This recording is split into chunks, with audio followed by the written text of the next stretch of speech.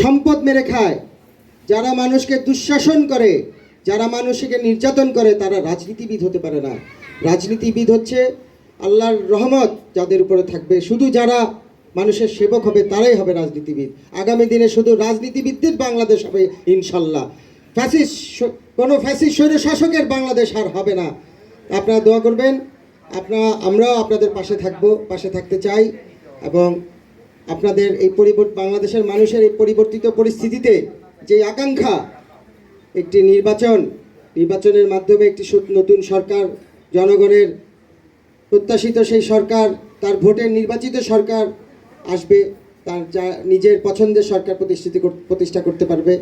একটি দ্রুত নির্বাচন হলেই সেই আকাঙ্ক্ষা পূরণ হবে মানুষের।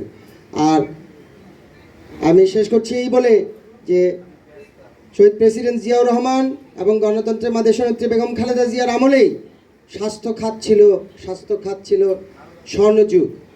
মানুষ সেবা নিতে পারত। সেই দিনটি আবার ফিরিয়ে আনবে বাংলাদেশ জাতীয়তাবাদী দলের ভারপ্রাপ্ত চেয়ারম্যান জনাব তারেক রহমান।